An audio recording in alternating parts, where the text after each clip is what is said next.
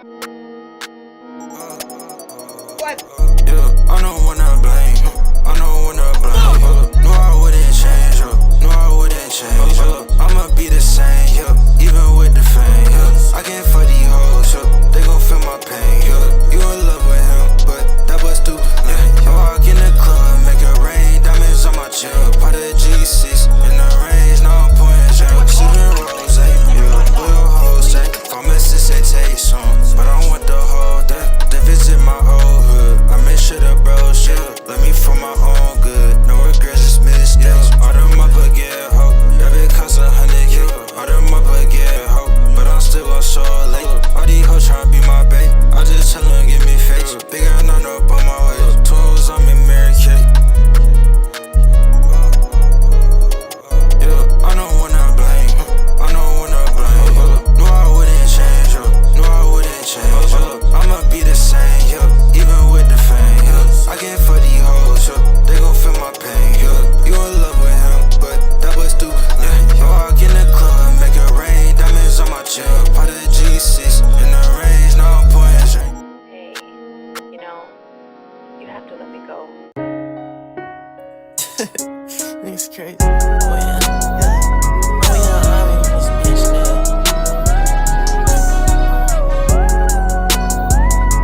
Bloody fucking American beat. I'm in, nigga. What the word is? Niggas crazy. I love my hoe, she a 10. She told her I jump the fence. Pussy, you smoke feet. Nigga, I count my hand. Eat my swag. You heard they like who this? I saw how I'm too late. I saw how I'm too late. Young nigga see like Uzi. Young nigga he like groups. Told bro stay all that shit. Told him just stick to the music. I'm tryna run it up. She so fine, living behind. I got shot like yeah. Smoking on gas, it's in my mind. It's in my mind, yeah. It's in my mind, yeah. And he like, I don't like her. I need that money, yeah. In it shit forever. Need them diamond, them bezels. She bad, we talk shuffle. She bad, we talk shuffle. Vampire, call her my Bella. My tick fuck the little Ella. No, he's right here, tell her. I love my hoe, she a 10. See, so I jump the fence. Pussy, you smoke feet. Nigga, I count my hand. Eat my swag.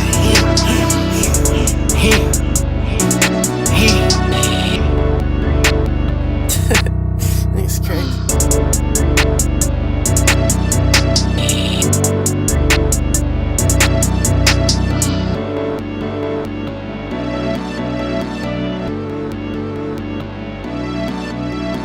I'm in, nigga. What the word is?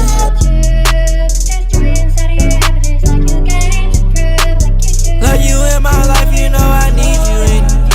Say that you don't love me, I won't fucking get it. Cut that shit off, then I had to fucking see it. She say not got hoes, she say got plenty bitches. I'ma turn my life like one fucking minute. You must know it's slime story, fucking get you. Give a fuck about the outside, I'm outside any beat. She said she like how I treat that shit. I like how she been that shit. You in my business, it ain't my business. Every day we fuss and fight. What the fuck? Lil' bro got that shh, and it's fucked up. I don't want that hoe, I thought the partner just like Andrew Love.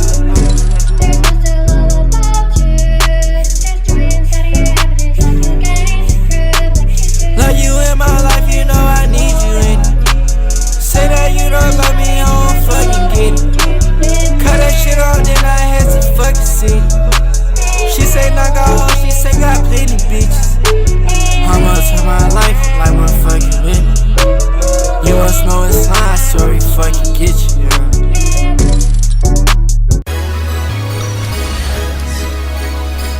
Tomac Glock, you Tomac now.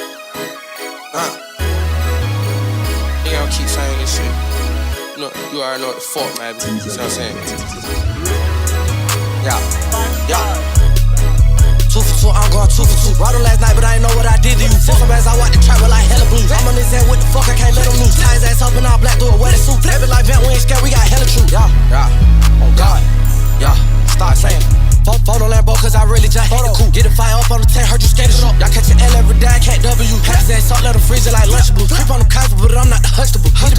fuck, I'm gon' trust him, fuck. Trust on me niggas, the face on no muscle, bro. Hot as the summertime, I got it hot as fuck. Fuck out on feelings, you gotta keep it bottled up. Papa get tall around the gang, speak for all of us. Just a piece on my neck, bitch, I'm the only one. Yeah, for a substance, I heard that you sold us up. 12 on your ass, boy, I told the boy, focus up. Credit fuck, I heard the boy, fuck the locust. Man, nigga act Mark shit on the cheat code. Catch your head, he bought the fuck just like Neo. Sing that nigga, you a bitch like Nico. Keep throwing gang signs up, fucking Rico. All white nigga walk around with them kilos. Point out nigga shoot the boy like a free throw. He had a pit, but he snitching, he sing like a C-note. Red ass nigga need to get at the scratch though. She go both way, but I ain't know she was down though. Mexican nigga got pop, you see rojo. Ain't got no stick in this bitch, what you here for? My bitch say yes all the time, I don't hear no. Don't play with mom, I'm tell you gon' feel more. Walk the bitch shaking, I scroll with the stay so. Come out to Texas, don't come for they peso. Texas. Yeah, bitch.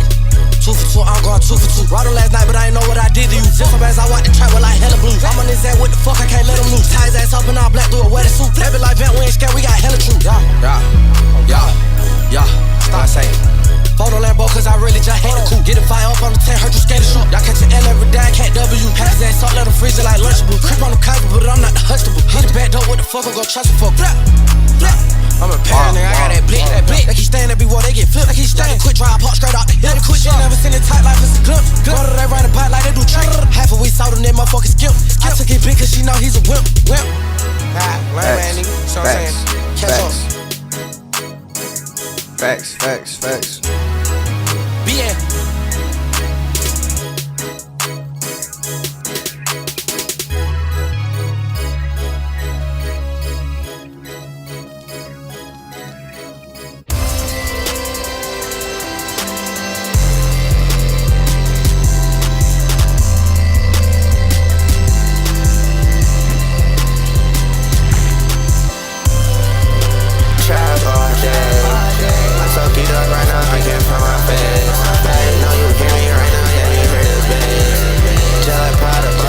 Alright. Y'all see what time it is. Y'all see how I'm feeling. Y'all see how I'm moving. Some DVD action, baby. We gonna treat this. We gonna make this a hold on. Alright. We gonna make this a horror games night. Hence Freaky Friday, yes. I gotta bring back Freaky Friday, bro. I gotta bring back Freaky Friday. So yeah, better go crazy. I'm gonna start this series. I'm gonna try to have it every Friday. If I miss some, shut up. Just let it just vibe out, bro. If I miss a Friday, just vibe the fuck out, bro. But yeah. Alright, y'all. Let's get straight to it, bro.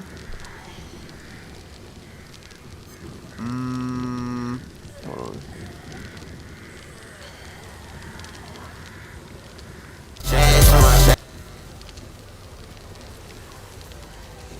Alright, let's get it. Let's get it. This money, let's get to this money. Hopefully there's people in the fucking lobbies, bro. If the lobbies start hoeing me, then I'm gonna just switch games, cause it can get gritty like that. I don't know. Happens so often, bro, I swear. This game be popping one day and then hold on, bro, I think I'm yapping. I think I'm yapping, bro. I'm gonna be fast as fuck. Hold on. Alright.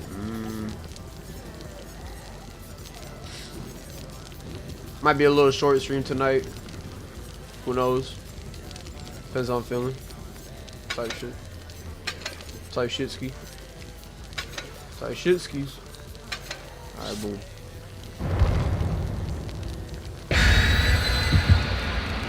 Let's get it.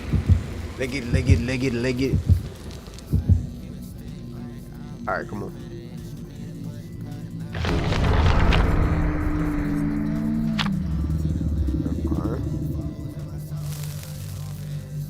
Bro, I need to get more of the party streamers, bro.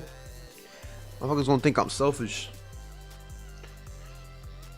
I'm one of the nicest people you'll ever meet, bro. One of the nicest people.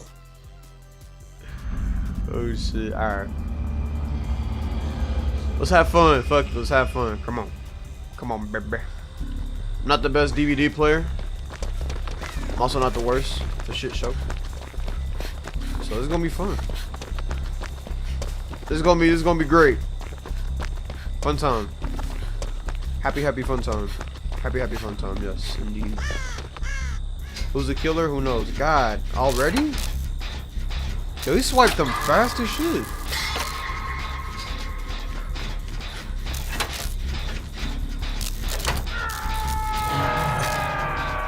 What?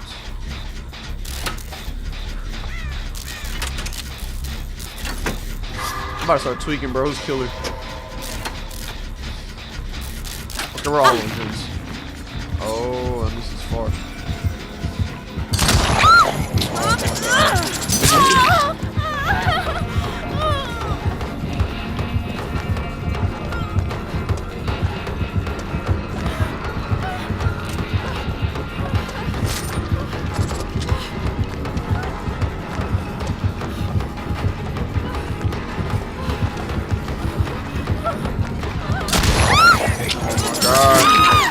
Bro. Bro.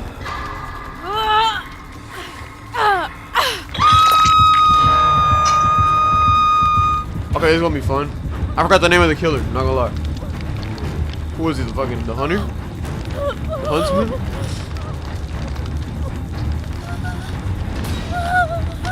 Oh my god, we got a guy that's AFK. Oh, never mind. Back in action. Please. Buddy, please. Okay. Appreciate that. Ooh.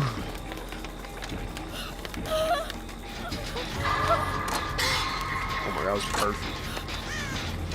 Dead center.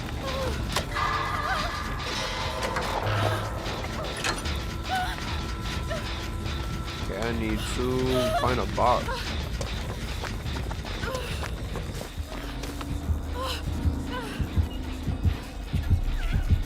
Hell no.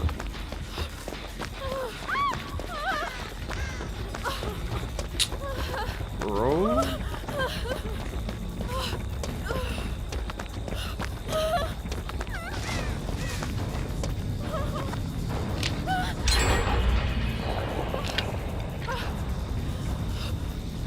This is the box right there.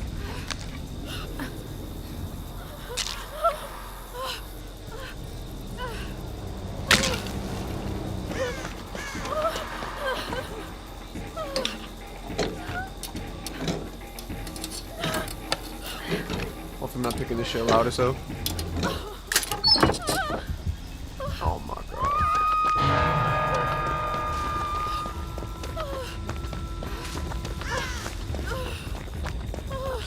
Mud, I need a box, Mud. I need better shit.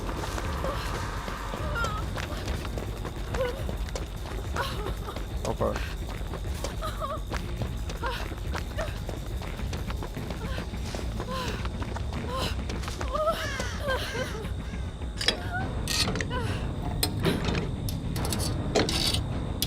Okay, so I'm gonna chase. I might go get. I might go get cringe. What's this? Scribble on the map? Bruh, I don't want that I don't want that bull.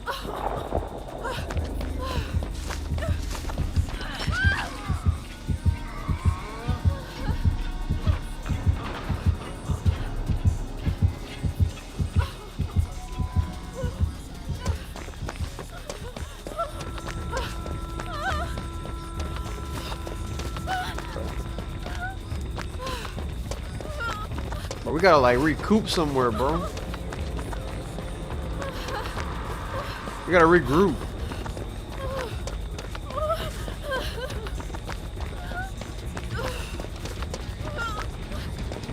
Bro, where the box is, bro? Alright, fuck this. If I bleed out, GG's. It is what it is.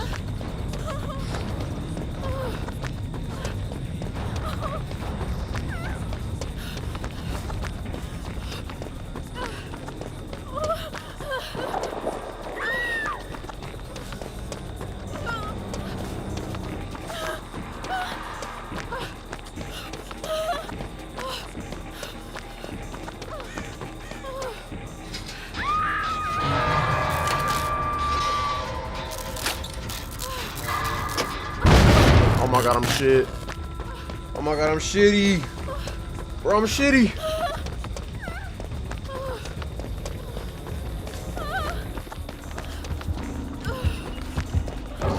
They ain't gonna see me.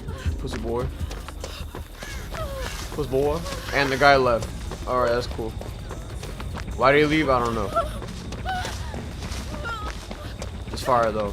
Hopefully this bot plays better than him.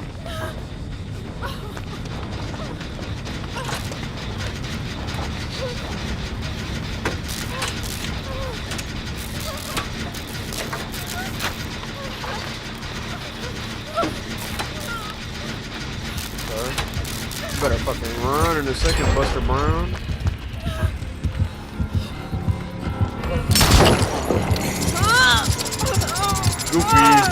Goofy.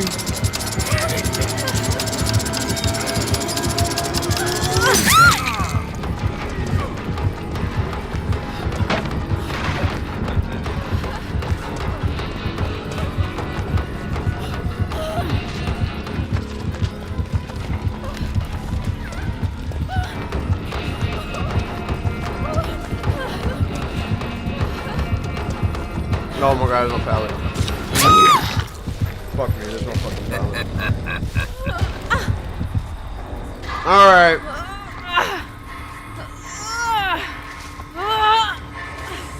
I forgot how ass this game is when you solo queue. I forgot how shit this game is. Not even because the people, like, it's not the people, bro. It's just, this shit just ain't enjoyable. It's just not enjoyable, bro. Bro, what the fuck, bro?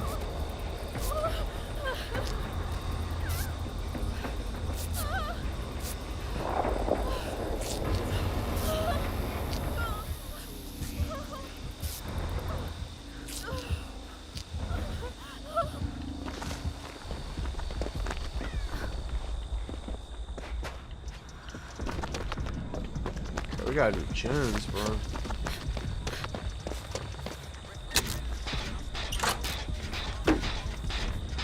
Can do something new. Where the fuck? Oh.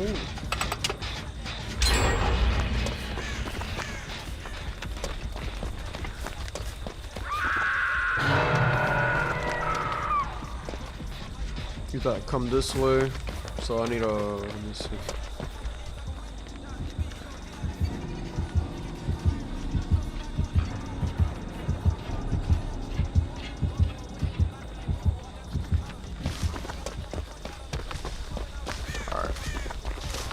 Playing smart, I'm playing it smart.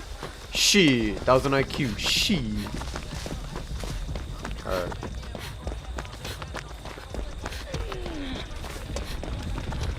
Hey, buddy.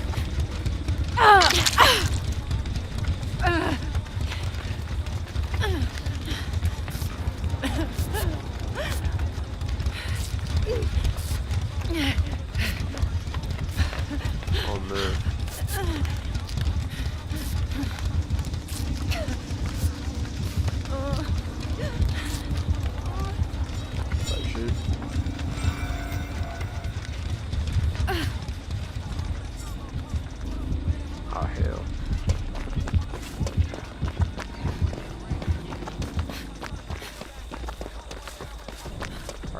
Let's lock these fucking gens up. Start working on this one.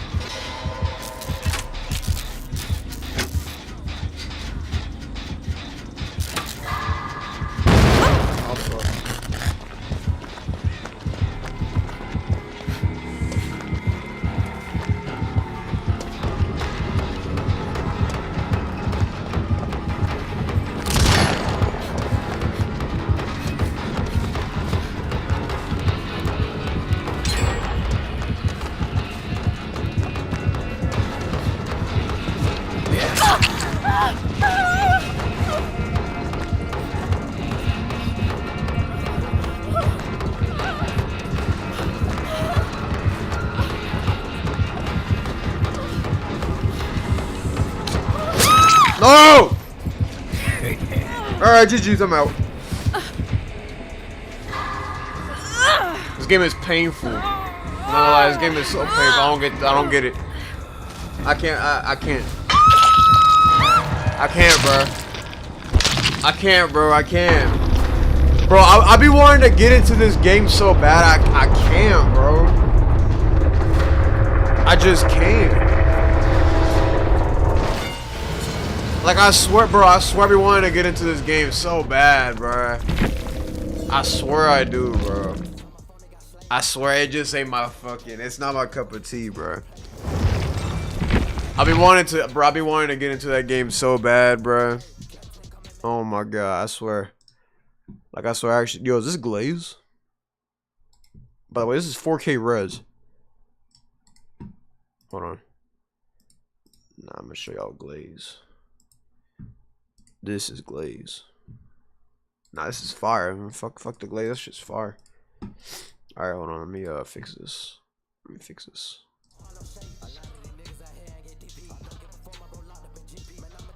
Alright, boom. Alright, what we're gonna do is I wanna do some reactions. I wanna watch some videos. And I actually do have a lineup of videos. We're gonna start off with, okay. Hold on, mysteries of the internet. Ooh, hold on. Darkest audio on the internet, mysteries of the internet, internet rabbit hole. Nixpo and Nick Crowley are the best channels. Like top 5 YouTube channels, bro. Dead ass. Let's get fully immersed.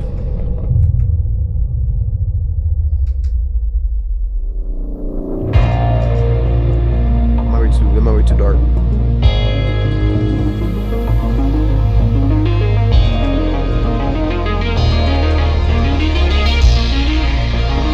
Is that good? Fuck it. That's good.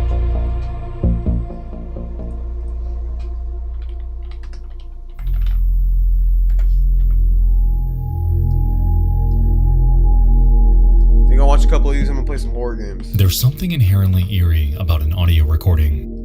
The idea of listening in on a horrifying incident, a freak accident, a glance into someone's life that feels so close, yet so incredibly distant. Across the internet, there are countless disturbing happenings that have been recorded, media that we can readily view anytime we want. Yet tonight, I'd like to share with you 3 stories, not of which we can see, but of those we can't.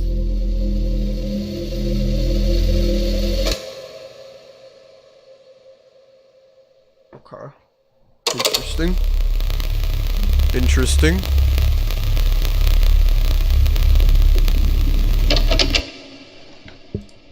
Bro, Silent Hill F is around the corner.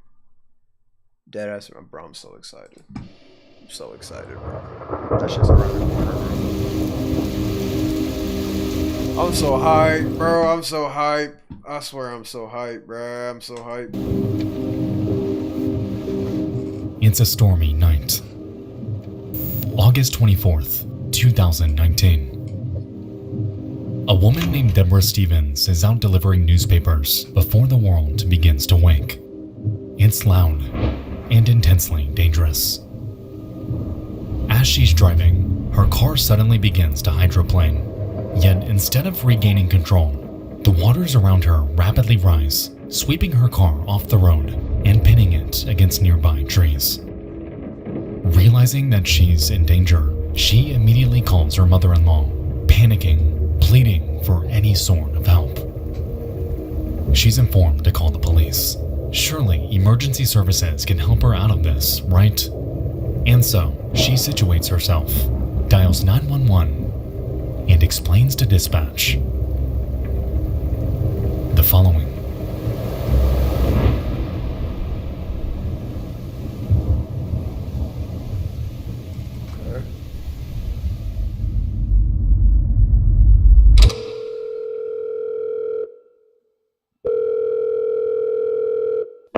Where's your emergency?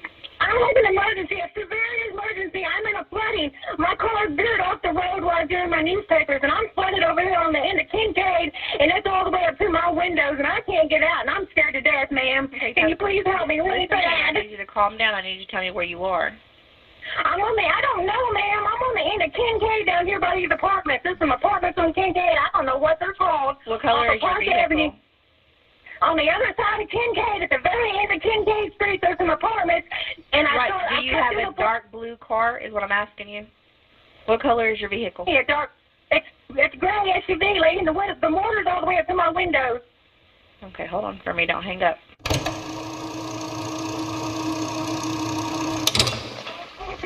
Am I not on the phone with you trying to get you some help? Yes, Okay, so stop. give me help before I die. I'm sorry. You're not going to die. I don't know why you're freaking out. It's okay. I know the water level is I'm high. scared. I understand that, but you freaking out doing nothing but losing your oxygen up in there, so just calm down. But they're not going to come get me. You said what? I'm sorry? When are they going to be here? As soon as they get there. Or how long is that going to be before I die? Yeah, I know. As Deborah pleads for her life, it starts to become evident that the operator, a woman named Donna Renault, is becoming a bit annoyed with her demeanor. As we know, this is the absolute worst time, the worst line of work even, to let emotion cloud your judgment. Deborah needs help. So where in the world is it? I'm shitting myself right now. That's what's going on. Join RHS. URL. Ma'am, it's getting all the way up to my chest, and I'm gonna I know the water's up to your chest. Just stay on the phone with me, and I have an officer and the fire department coming out to you. So just hold on, okay? Thank you. I'm sorry if I'm rude, but I'm scared. You're not being rude. I know you're scared. Just calm down for me. I'm scared. I've never had anything like this happen to me before. Well, this will teach you next time. Don't drive in the water. What? Couldn't see it, ma'am. I'm sorry, or I wouldn't have. I don't see how you didn't see it. You had to go right over it, so. No, ma'am, I was in a drunk. Why is she acting like a parking lot. bitch? There was no water where I was at. Okay. And when I got to the end of the parking lot, I was looking for the road to Do get you out do to the live main stream road. every When I day? got to the main road, it was too late. There was water, and I couldn't see it fast enough. The water just didn't. Yes. As this call continues, it's evident that Renault isn't taking her seriously. A woman trapped and unable to escape her vehicle is reportedly only equivalent to the priority of a stalled vehicle. It's nice. It's only midway through this call when it's finally Thank you. escalated. But even then, I appreciate crucial that. minutes have already bled by. Deborah Stevens, as we know, is running out of time. Ma'am, please. Hold on for me. Hold on. Ladder 2. Oh, my God. You looking good, huh? Okay, I know. Listen to me. I They are in appreciate the that. area. They are trying to find you. They cannot find you right now. I'm trying to ping where you are, so do not hang up because this 911 call is helping me ping your location. So don't hang up on me. Oh. Okay, where are you moving to? Tell me where it's going.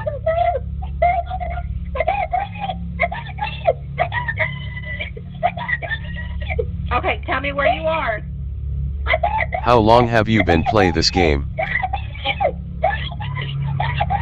Listen to me. Hold on.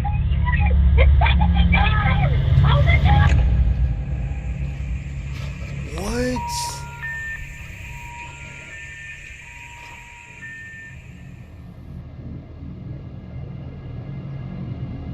Deborah Stevens, following this call, wouldn't make it out alive. And her vehicle, a tomb, swept away in one of the most heartbreaking freak accidents that I have ever listened to. About 10 minutes after this call ended, rescuers were finally able to make their way to her. However, by then, it was far too late. As it turned out, she had drowned inside, and a mother, a daughter, a friend who was simply out delivering newspapers to the public had undeservingly lost her life.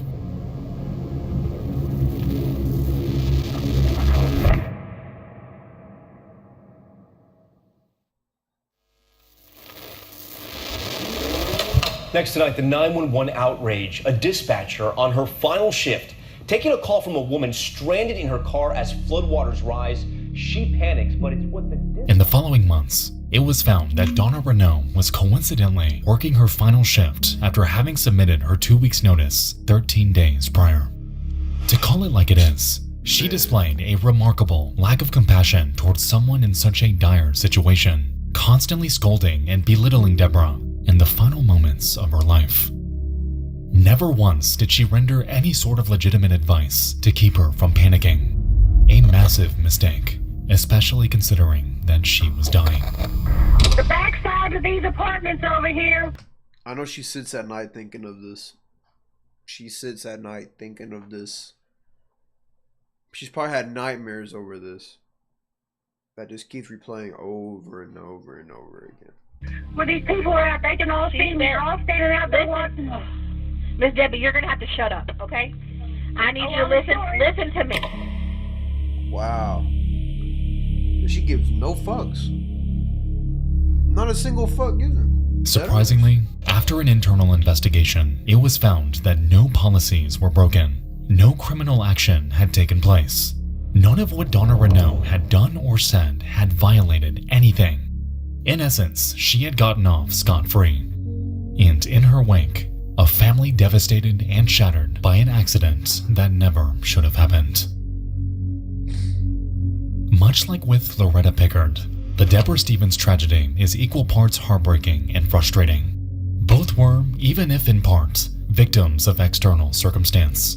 Both were helpless as they were slowly consumed by the predicament around them. Both of them should still be here today. Yet they aren't. Wait. Predicament, heartbreaking and frustrating. Both were, even if in part, victims of external circumstance. Both were helpless as they were slowly consumed by the predicament around them. Both of them should still be I've seen that here video today. for Loretta. I've seen that video. Yet they That was aren't. sad, bro. That was sad. I don't remember exactly what happened for Loretta's story, but her name rings a bell. Facts. Promise I'm not bullshitting you. We'll return after these messages. Tonight's videos are fact about a fact. I'm not trying to hear that shit about Factor, bro. Factor some bullshit. It's literally just adult kid cuisine. Stupid ass boy.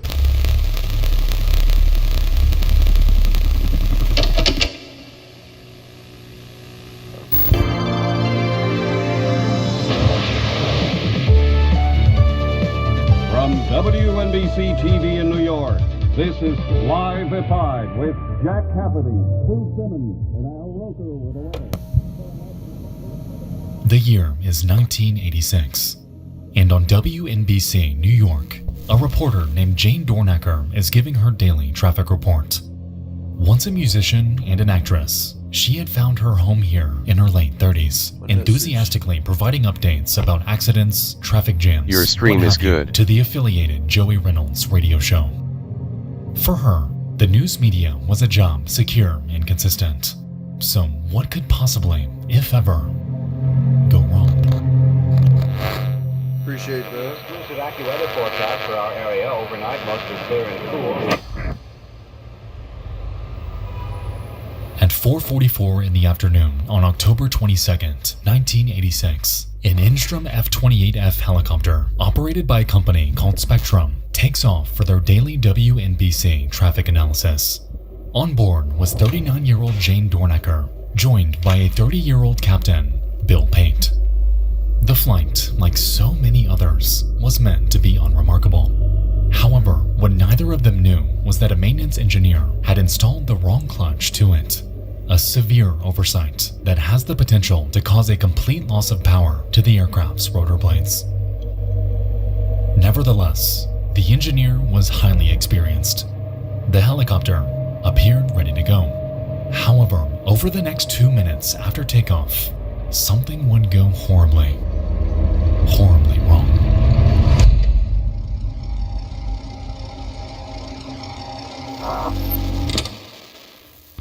Jane Dornacker now on the helicopter. Thank you very much, Joy. There was indeed an accident southbound on the Major Deegan at the Mosholu Parkway, an accident, a serious accident involving a tractor-trailer and a car. It has been pushed off to the shoulder, but now watch out there now, because another flatbed truck is going to have to come to clear it, so yield right of way. Northbound on the BQE, we spotted that disabled vehicle in the right-hand lane before the Kiosko, not causing much of a backup, but further northbound there on the BQE, traffic is very heavy past the Kiosko all the way over to the LIE. The outbound Holland Tunnel, extra heavy for you right now. Earlier there was a car fire at Hudson and Canal Street. It has been cleared about heading to New Jersey. The outbound Lincoln Tunnel looks a lot better for you in New Jersey. Get the water! Get the water! Get the water! I've heard this clip.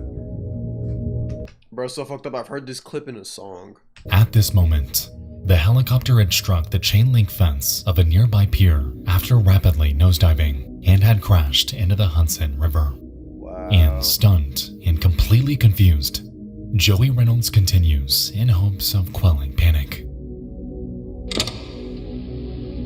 Okay, we're going to play some music here, I think. Find out what's going on with the helicopter. There's something happened there. It's 16 till 5 on WNBC on the Joey Reynolds Show. We're taking an helicopter report from Jane Dornacker. Let's check in, see how they're doing there. And we'll come right back at you. Nothing happened with Jane. We had a helicopter report from the helicopter. Of course, you know, once before we had this happen. A few months ago, she went down in the drink. Yeah. Not she. I mean, she has a pilot. But this time she said, hit the water, something like that. So we're going to find out what's going on there. So stay tuned. We hope nothing. Say a little prayer. Hope nothing's wrong. That's really it. Wow. Wow.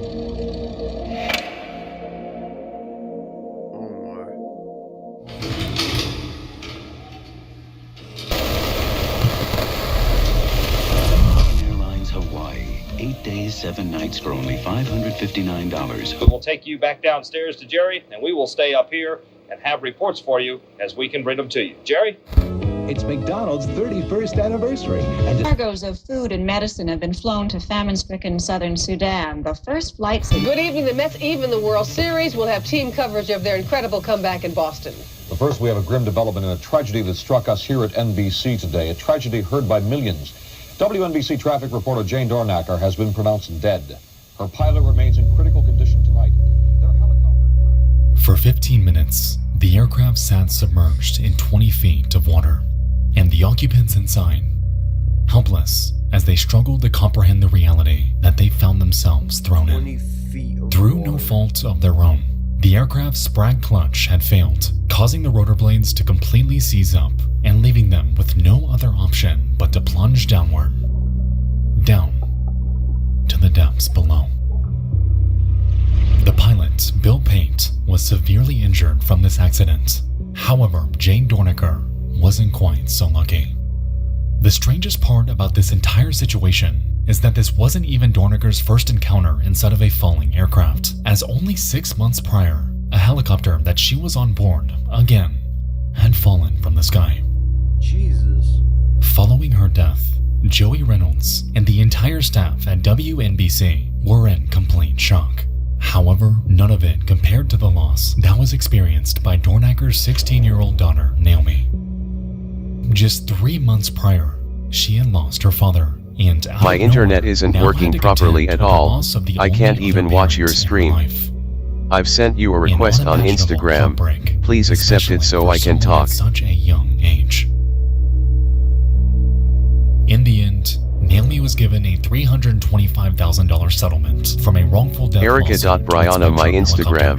A sum equal to nearly $1 million today. But even still, her life was completely shattered. She had lost everyone she loved, and she ultimately became an orphan through no fault of her own. This incident all around is one of the most heartbreaking cases that I have ever researched, and I can't even begin to imagine the horror that Jane felt in her final moments. All it took was one single maintenance mistake to flip an entire family's life upside down, and I truly hope that today, Naomi is at least doing okay.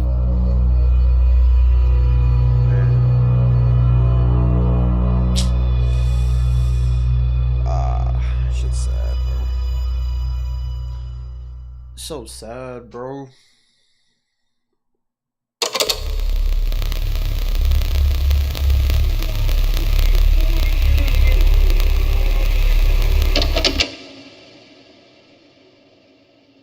It's June 2016.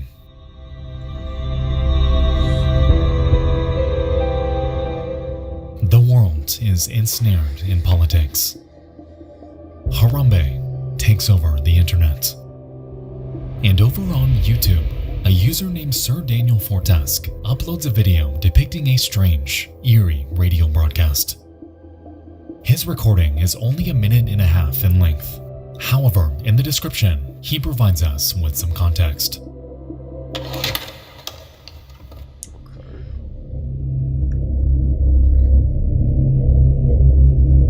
My name is Cody E, and I'm a swing shift security guard at a bank management building located in Utah.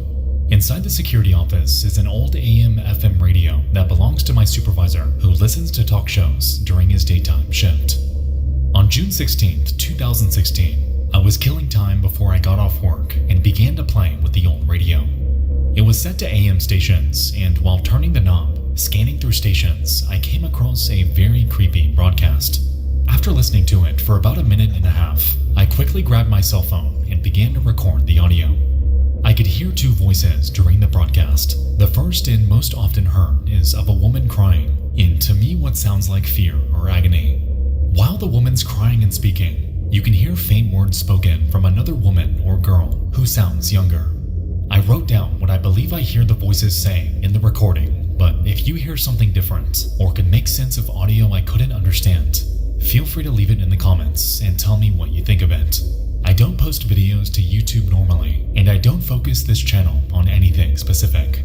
I simply recorded this video from an experience I had at work and was asked by my friend to post the recording here. Thank you. What the hell? Okay. The following is the OP's recording.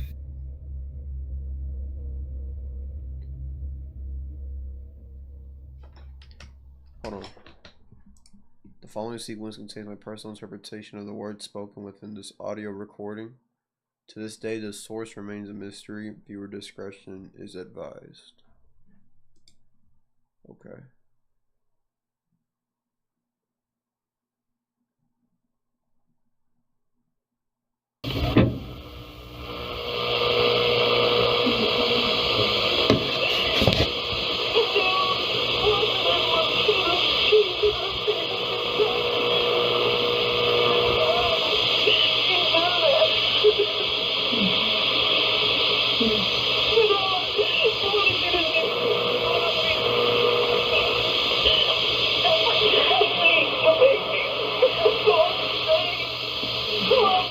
Full scale.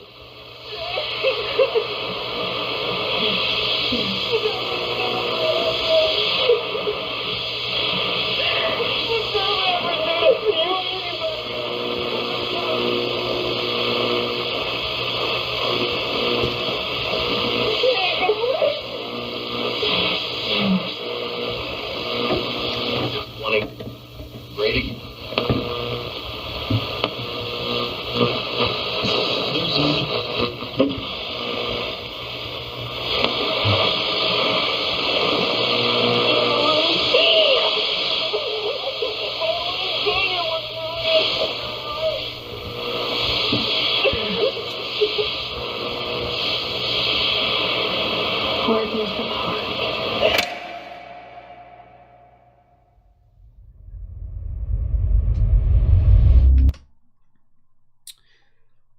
It seems like a, because I honestly I don't know though, but it seems like a movie scene to me. I don't know though. I'm really not sure. It's a mystery though. This broadcast, as we could hear, initially sounds like some sort of voicemail. A woman cries, pleads, begs for mercy. Yet throughout the entire recording, we never hear a response from whoever she's supposedly talking to. What is she crying about? Who is she? And what in the world is going on? Looking up specific words from the broadcast turns up nothing. A recording of a movie or TV show? A nearly impossible dead end. This audio just exists, cast out into the endless void of the internet for all of us to chew on and to become intensely creeped out by. 5 years ago, we dove into the bizarre mystery of Portland's 96.7 FM and the strange broadcasts that were emanating from it for over a year. Throughout my video, we narrowed the culprit down to a non-profit called the Community Alliance of Tenants, whom, as expected, denied any involvement with it. While that's so, in that case, we were at least given a call sign, something to chew on to take the investigation deeper. Yet here, nothing. All we have is an eerie voice muddled in static, and a general location far too broad to narrow down. Given the nature of shortwave radio stations and how anyone can broadcast anything on them given the proper equipment, I do believe that this has the potential to be someone messing around. But then again, what if it isn't? I'm curious if any of you remember anything like this taking place around Utah in 2016. I have a funny feeling that someone out there has some sort of recording related to this, and this is precisely where I need your help. What truly is the context here? What in the world is she pleading for? And most importantly, who exactly is the woman on the radio?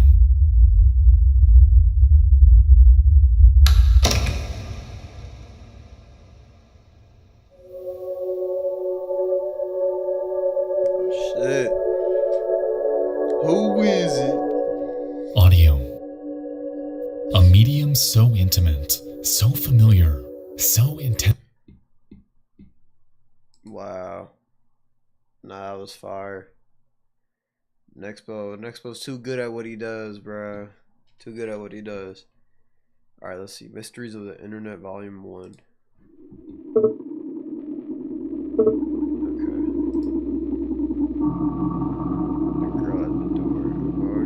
It's the 22nd of November, 2019. A Ring doorbell begins recording as a young girl approaches a home in the Harriet Creek Ranch neighborhood of Texas.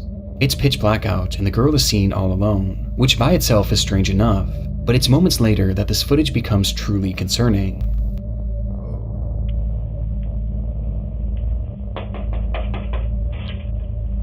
Help, please.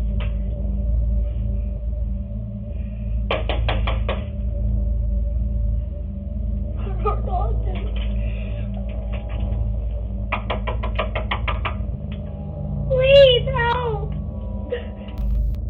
She was begging for help, pounding her hand against the door, all the while continuously turning her head around, as if she was expecting someone to come up behind her. The footage then comes to an abrupt end, only to start again seconds later. But this entire time, no one answers that door. The wait was just too unbearable for the child, as she then took off.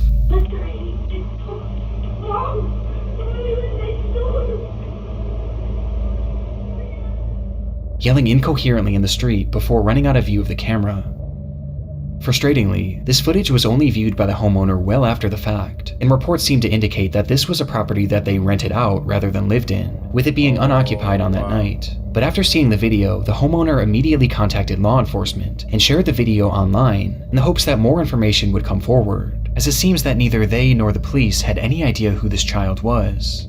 Bro, this looks scary, bro. Or why she needed help. Holy. But since these clips were first shared, these questions have still yet to be answered, at least publicly, as there have been no updates from law enforcement. Along with this, there have been no accounts from neighbors about the incident or any footage from other homes in the neighborhood, perhaps implying that this was her one and only stop of the night. It's like after this footage, this girl dropped off the face of the earth, with this entire situation being a mystery to this day, leaving us with only theories. The first and most popular theory is that this girl was an escaped victim of kidnapping, or perhaps an abusive household, and had run to the closest home to ask for help. We've seen situations like this many times before, with the most popular example at the moment being the case of Ruby Frankie, whose son escaped their house and ran to their neighbor for help.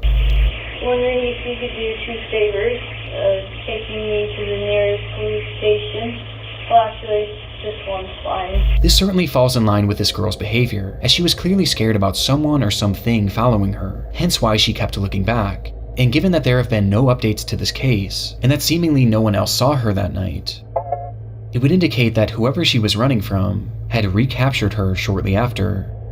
And what makes this theory even more horrifying is that many online users believe that this girl isn't the only person shown in this footage. Wait, what?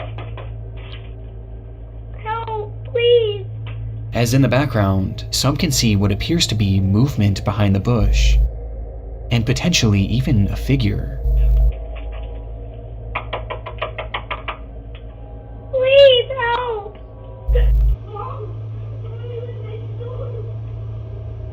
Oh. And this just so happens to be the direction that this girl is looking in every time she turns back, almost like she knew someone was hiding there. Which brings us to our second theory, that this entire thing was a setup. The belief here is that this girl was coerced into going up to a stranger's home to beg for help, so that when this unsuspecting homeowner would open their door, those people who made the girl do this would then rush into the home and rob the person. This could explain why she was looking at that bush so frequently, as that's where this person or these persons would have been hiding, and she was looking to them for guidance, perhaps unprepared for the homeowner not to open their door. Both of these theories are disturbing in their own right, and both clearly indicate that this girl is in need of help, regardless of what the situation is. But still, there's been no confirmation as to whatever happened to this child, even despite the public interest. One of the biggest talking points online came from some theorizing that this girl might be Serenity Denard, a then 9-year-old girl who had gone missing in February of 2019 from a children's facility in South Dakota, who looked eerily similar to the child shown in this video. But in my research, I was able to find a Facebook post from one of Serenity's mothers, who shared that they were in fact aware of the video, and that they had actually contacted law enforcement about it. And in her post, she claims that investigators told her that the girl had been identified at some point, and that she had lived in that neighborhood, with there being no further elaboration as to why she was asking for help. This is quite literally one of the only updates I was able to find, but unfortunately it was one that I wasn't able to confirm, and it also fails to explain what exactly happened to this girl, leaving this footage and this entire scenario as one of the many mysteries of the internet. God, that shit is so eerie.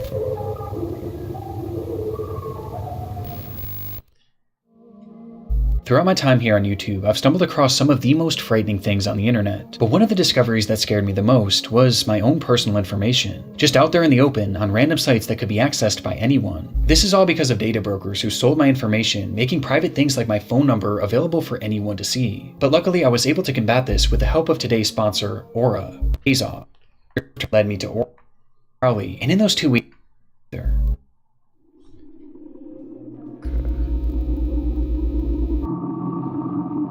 Amsterdam.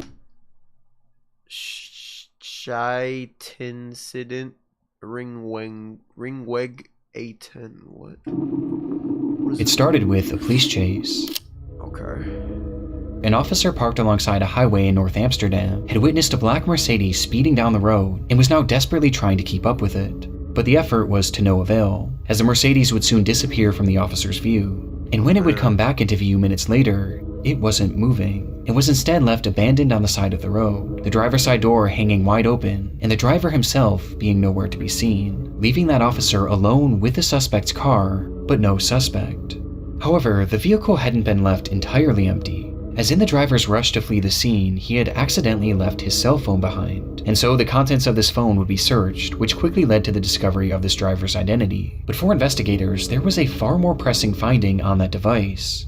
A finding in the form of a minute-long video stored on the man's camera roll that indicated that this driver may have been involved in a crime far worse than just speeding.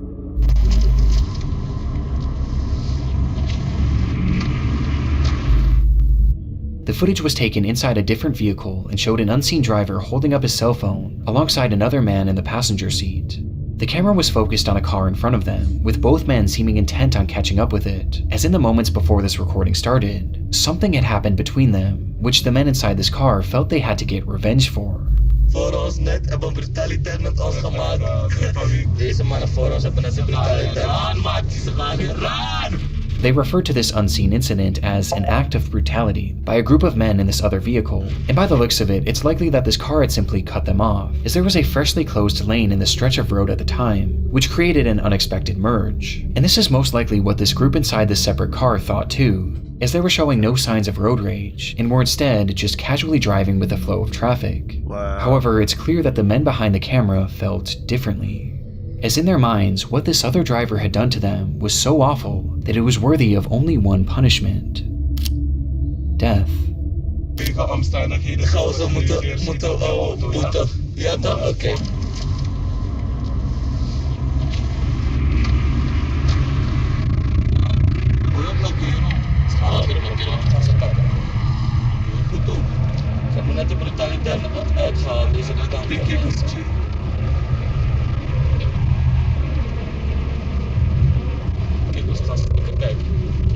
And so, this duo inched their vehicle closer and closer to this anonymous car, while continuing their rambling about this act of brutality. And when they finally positioned themselves next to the vehicle,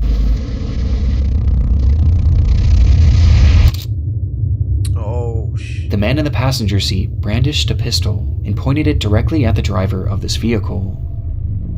Bro, these people are the footage from here is incredibly shaky, and the window had been rolled down, causing the audio to peak and become distorted and indecipherable.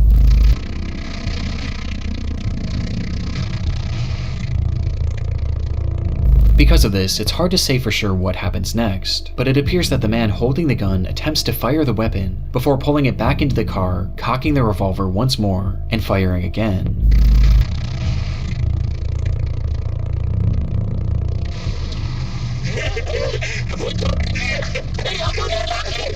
To which both men erupt with laughter and begin celebrating, before the recording stops. Based on the footage, it's unclear what happened to the driver of this vehicle. Bro, these people are fucking ill, bro. Or the other occupants, and finding this information became priority 1 for law enforcement. In their research, they determined that this video was shot on May 12, 2014, at around 9:40 p.m., 1 full month before they had stumbled upon it, and it had been taken on the A1 highway near entrance 2101. And yet, when they checked their files to match this information with any of their cases, they realized that there was no record of this incident. This crime had never so much as been reported, despite it seeming to depict a shooting in the middle of a busy highway. To make matters more confusing, police were able to track down the men who took this video and carried out the actual attack, and yet neither of them claimed to know what happened to the people that they shot at, and both refused to elaborate any further, leaving investigators in a strange position. They had undeniable proof of a crime, one that at the very least was attempted murder, and they also had their suspects. They just didn't have any victims. And so they studied the footage even more, which is when they made a disturbing revelation about these victims. Throughout the video, the perpetrators refer to the people within this car as a group of men. And while the footage we have today has the occupants' faces blurred, they were able to conclude that the driver was in fact a man. However, they discovered that the passenger next to him is clearly a woman wearing a headscarf. And most shocking of all, in the back seat was what appeared to be a child, meaning that they had been shooting at what, in all likelihood, was a family.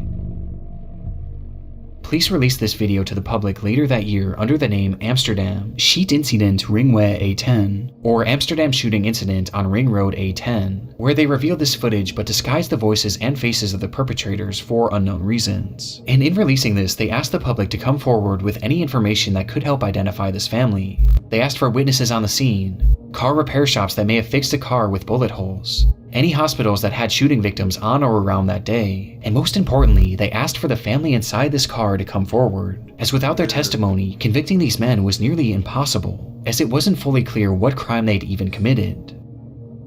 That was 11 years ago, and to this day, no one has come forward, leaving us with only theories. The first theory is that the people shot at in this footage may have been undocumented immigrants, or perhaps one of them had a warrant out for their arrest, meaning that if they were to report this crime, or if they were to have gone to the hospital with a bullet wound, then police would have certainly got involved, and in turn they would have gotten in trouble as well, essentially forcing them to stay quiet as saying anything would put their freedom in jeopardy. Another theory is that the shots may have simply missed the vehicle, and the driver decided not to report it, with some believing that this whole situation was no big deal. But to me, this doesn't seem like something that would be so easily brushed off, especially because a child is involved, though it is possible that perhaps this family was afraid to report the crime, as they clearly knew how dangerous these men were, and feared that reporting this crime would only further put a target on their backs. And finally, there's the theory that this weapon never fired at all. This is where the audio peaking becomes a major factor, as it's extremely difficult to make out the sound of gunshots, as the gun was literally outside of the vehicle when it was seemingly being fired. But it is worth noting that investigators working the case seemed confident that the weapon fired at least once, and I also personally hear a distinct popping sound at the end.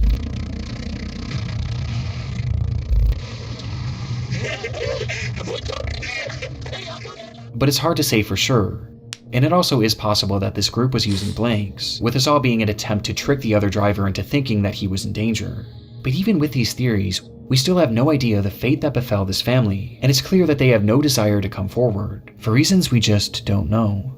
Which leaves the Amsterdam shooting video, an internet mystery that may never be solved. People are mentally insane, bro. A lot of ill people in the world, bro.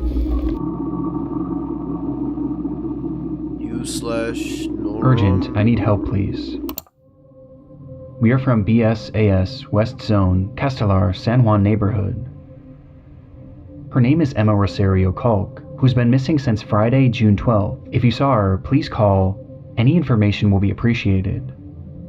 This post was made to the subreddit r/Argentina on June 16th, 2020 by a user named u/Naram, who asked for the public's help in finding a missing woman named Emma Culk, and in the comments he would offer more context, saying, "She went out to buy something and never came back. She was last seen here in the neighborhood. Sanchez and Pavan is the area where she went to buy something. She was dressed in the clothes that she's seen in the photo. She was carrying her wallet with her ID and a cell phone."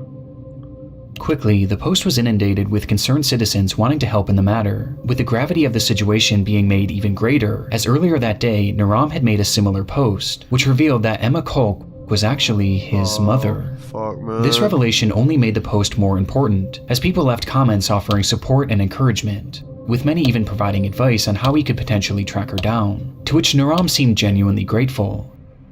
Across the entire internet, this seems to be the first post ever made on Emma's disappearance, but it would be far from the last, as people spread this information far and wide almost immediately after Naram's post, which was also followed by several local news reports, which proved that Emma was in fact a real person and was in fact missing, with these articles mentioning something that her son had not, that she was feared to have been taken. The only thing we know for sure is that she went into her house, left her bike, and for some reason went out but did not come back in. Apparently, she did not leave on purpose, and that is what worries us the most. Things were clearly very concerning, and the tension of the situation only increased as a day passed. And then too, with Naram vowing to keep everyone updated on the status of the search. And sure enough, right after this update, Naram's missing mother would finally be found. The worst news, Emma Rosario Culk was murdered. She had been missing since June 12th.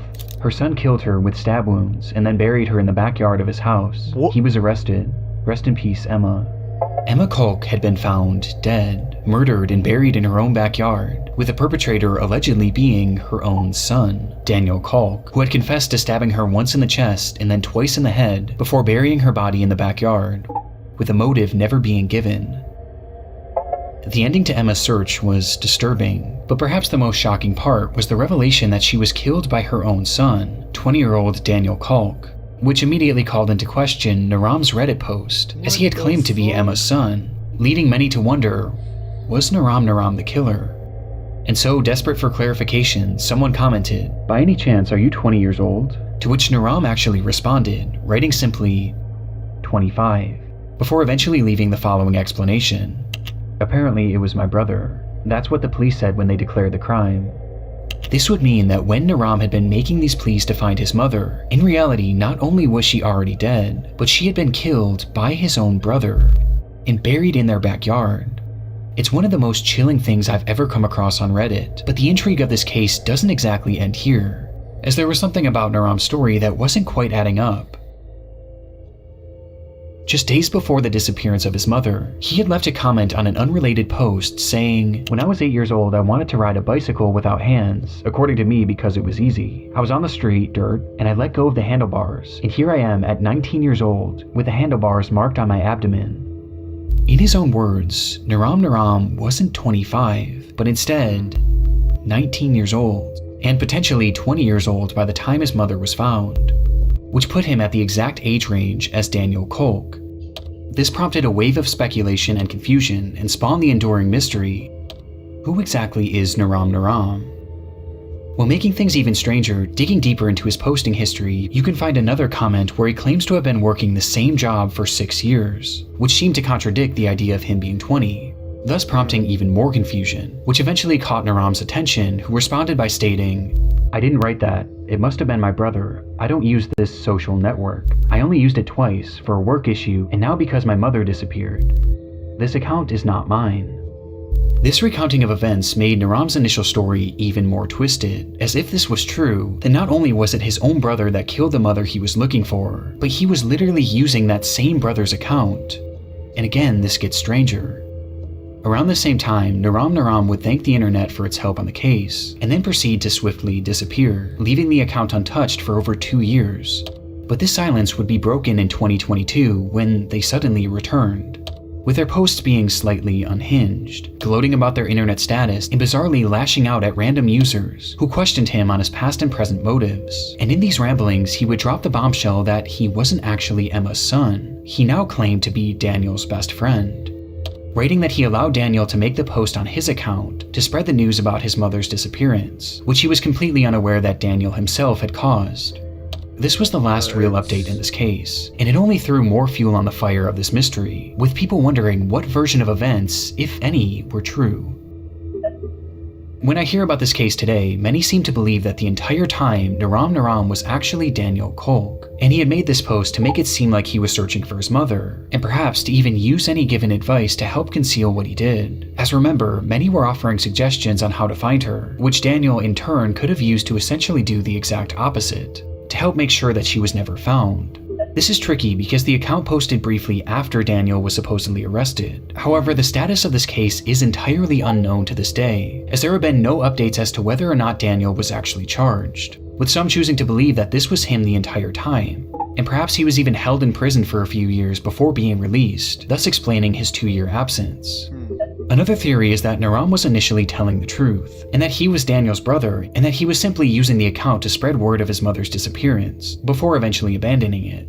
And perhaps the most recent posting on this account was because it may have been hacked, which would explain the massive tone shift.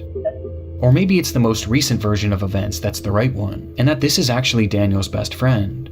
But why initially lie? And how do you explain the apparent inconsistencies in his age that are found throughout his posts? You just can't explain it, bro. This entire internet mystery is one of the messiest I've ever come across, and nothing seems to make any sense, with the most inexplicable part being the very real murder at its core.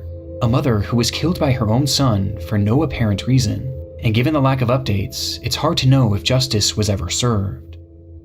It's fucked up, man. Angeline Pete's final fate. It took several months for Angeline Pete's family to report her as missing. She had a long history of leaving home for extended periods of time, running off to join the circus and hitchhiking rides all across the Vancouver area, before eventually returning home to her normal life. But this time it felt different.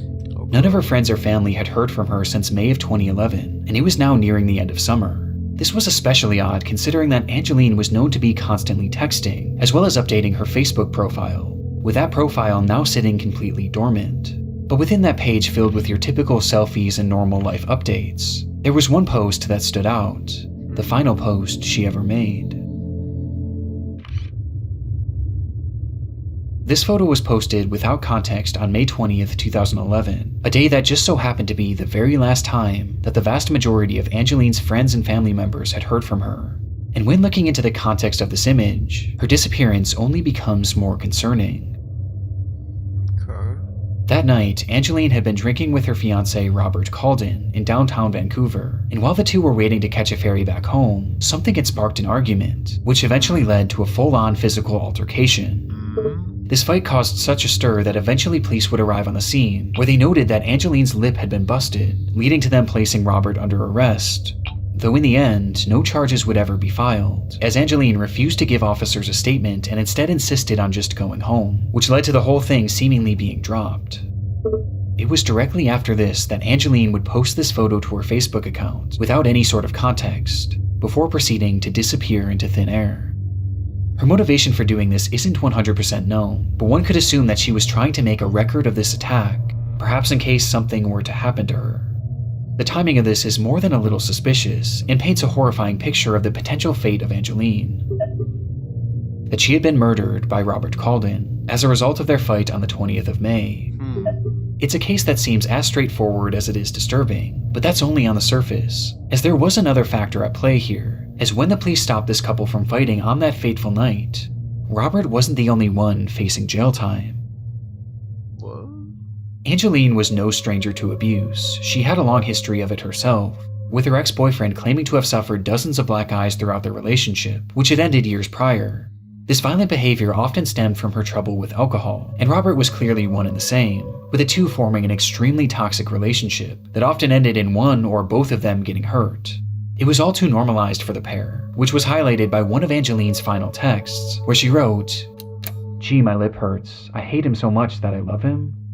Now I do want to make it clear that this is in no way meant to come across as victim blaming, but this is vital information for this case, as Angeline's history with violence had landed her in prison numerous times, most recently in 2009 when she was arrested for getting into a massive bar fight. This arrest in particular is noteworthy, as it carried with it multiple conditions, one of which was that Angeline was given a 9 p.m. curfew, and the other was that she was not allowed to drink, with both of these conditions being broken on the night of May 20th, when police intervened in her and Robert's fight.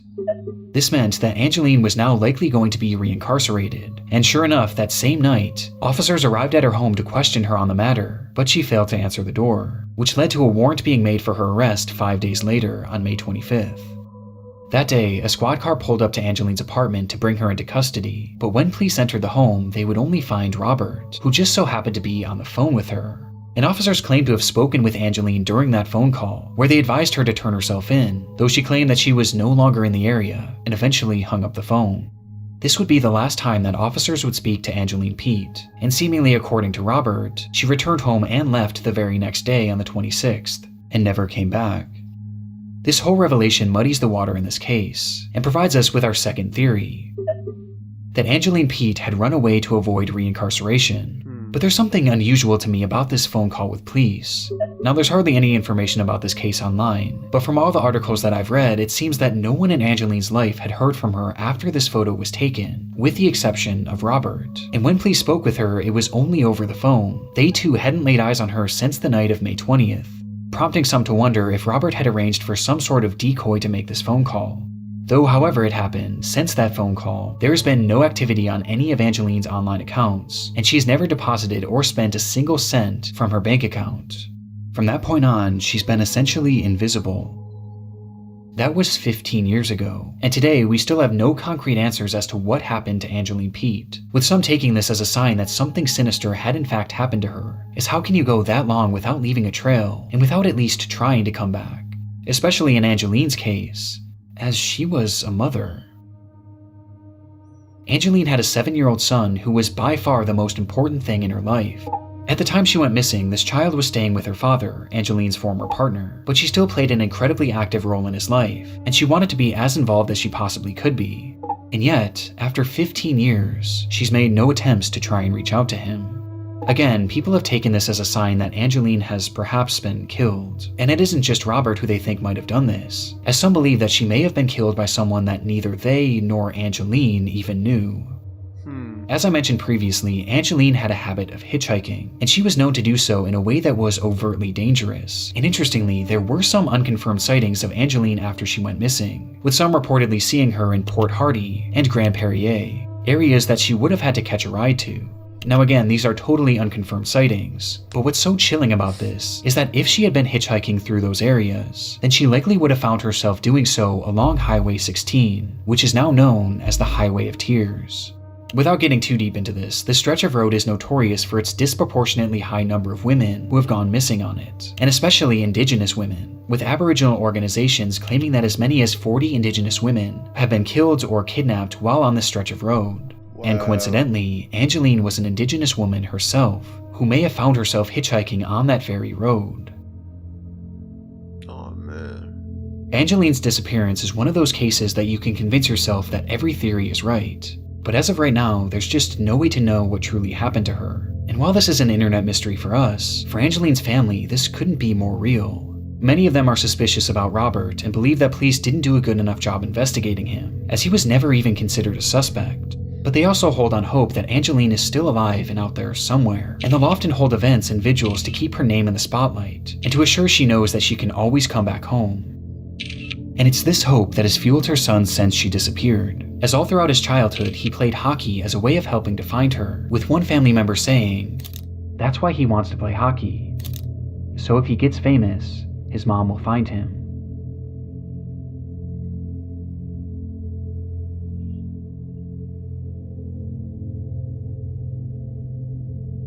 Man, that was... Oh, that's sad, bro.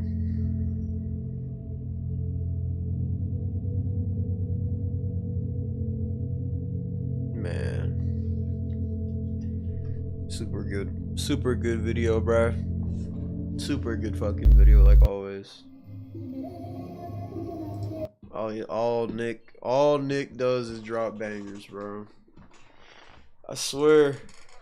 Alright, let's see this one. This is gonna be the last one I watch. Last one I watch right here.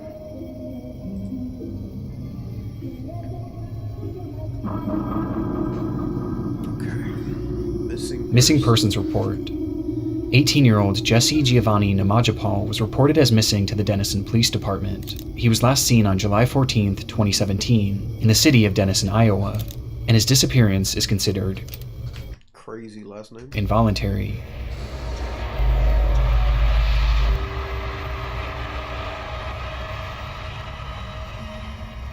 This report was created on New Year's Day 2020 on the website NameUs, a platform designed to help resolve missing, unidentified, and unclaimed persons cases nationwide, with the hope being that someone out there, anyone, might know what happened to this man.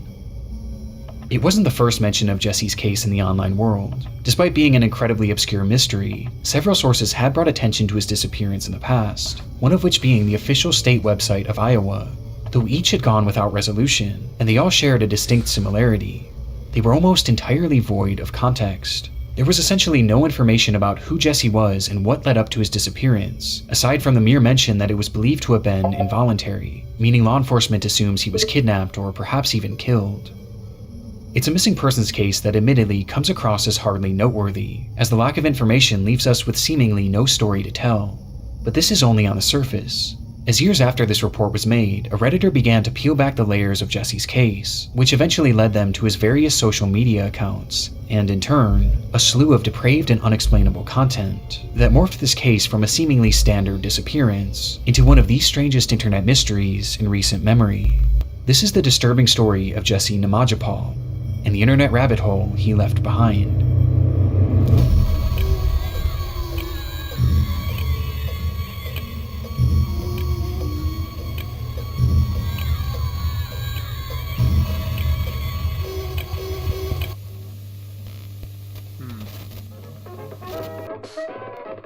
We will return after these messages. There's always that one user, the one who shares an intriguing mystery only to disappear mid-thread, leaving you with countless unanswered questions, which makes it feel like you can now never solve this mystery. Weirdly, I used to feel that way about healthcare, like I was just guessing my way through the system. No idea who to call, no idea what doctor I needed, or if they'd even take my insurance. It really felt like I was navigating a mystery with no hope of resolution. This was most apparent when I aged out of pediatric care. I had no idea what to do, and I actually ended up going without a primary doctor for years. Not because I didn't want one, but because I didn't know where to start. The whole process just felt confusing and intimidating. That's why discovering today's sponsor ZocDoc was such a game changer. It took away all the confusion and made finding the right doctor feel simple, quick, and actually doable. ZocDoc is a free website that helps you find in-network doctors in your area, with more than 100,000 healthcare providers across nearly every specialty, from mental health to dental health, eye care to skincare, and much more. It's one of those tools that I wish I would their appointment in the Southeast book a top Shout out to Zuck, dog. rated doctor to Okay. W. Adam. This video contains theories and speculation based on a small amount of information publicly available. Although ꜰʀᴇᴅ disappearance garnered very little public attention, there were a select few who wanted to know more, as despite there being a glaring lack of context within these reports, there were several things that stood out as unusual. Within the nicknames and known aliases section, there were 3 names listed: Juan Carlos Samé Namaja, Daryl Jamal Brown, and Reynaldo Alterio Colon, which was a surprisingly high number of aliases for someone just 18 years old. And on the topic of his age, something about this felt off. He appeared older than 18, with his face looking like that of a full-grown adult rather than a teenager. This combination of strange factors inspired Reddit user Tawny Frogmouth to dig deeper, leading to the discovery that despite there being very little information about Jesse in the public reporting, there were other traces of him across the internet, with Jesse himself being fairly active across social media, including having his own channel right here on YouTube.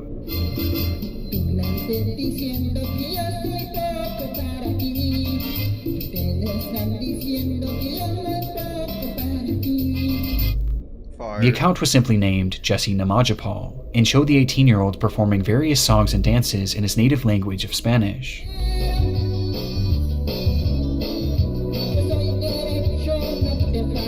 Hey, he's got good taste, bro. I'm not gonna lie, he's got good taste. These uploads were met with hardly any viewership, as Jesse certainly wasn't a well-known performer, despite dubbing himself as the voice of Central America in his descriptions, which is where Jesse was likely born before immigrating to the US and settling down to go to school or work in Denison, Iowa, which actually isn't as uncommon as it may seem thanks to their large-scale meat processing industry. And while posting videos of yourself singing and dancing is nothing out of the ordinary for a teenager, there were some peculiar details that stood out when looking through Jesse's content, with the first being his appearance. Much like his missing persons photo, he doesn't really look like a teenager, as on the rare occasion where he shows his full face, you can tell he looks quite old for his age. Though it's difficult to say for sure, the quality of these videos is extremely poor, and he's almost always wearing large, brightly colored sunglasses that cover much of his face. But these sunglasses and the outfits he's at least 26, 27, bro, I swear. wore only drew more skepticism, as despite looking older, he dresses in a way that almost makes it seem like he's trying to appear younger, like this is what an older person might think a teen would wear. But we'll come back to this later, as this was far from the strangest detail found on the channel. It's easy to overlook at first, but once you notice it, it changes the entire perspective of this case. Is when you look at the date in which these videos were uploaded, every single one of them was posted in 2018, the year after Jesse was last seen. It makes no sense and poses 2 questions. Are we sure this account actually belongs to Jesse? Well, despite having the same name and appearing like the same person, his videos also shared crudely edited slideshows that displayed pictures while he sang. And in one of these images, we see Jesse dressed in the same exact outfit in the same exact location as his missing persons photo. This is certainly him, or at least videos of him, prompting the second major question. Could this be someone using older clips of Jesse? It seems possible at first, but these videos were all posted as if they were from Jesse's perspective, who again had no semblance of a career in entertainment. And it's not like they were being shared to help promote search efforts for him, as there's not a single mention of him being missing throughout any of the uploads. And the further we go down this rabbit hole, the more unlikely this whole train of thought becomes, which you'll soon start to realize, leaving us with one bizarre truth, that Jesse was the one posting these videos, and he was doing so while being a missing man, who is presumed to have been kidnapped or killed. In fact, even to this day, his listing remains active, yet here he is dancing and singing like nothing ever happened. It's clear that cracks were beginning to form, and nothing about this case was what it seemed. And this wasn't even the final discovery to come from Jesse's YouTube channel, with the next taking us down a new and far more unsettling path. As mentioned previously, Jesse would often include slideshows edited over his songs, with these photographs sometimes depicting himself, but more often than not, they actually showed other people, and specifically, other young boys. Oh, no, Jesse, no.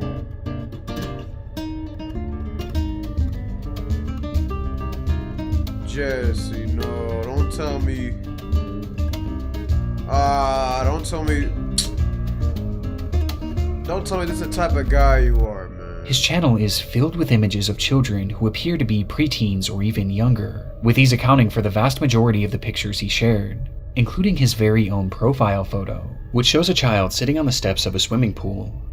Strangely, none of these children look anything like Jesse, and they clearly aren't him at a younger age, and also he's not featured in any of them, with it appearing highly unlikely that these are his own children.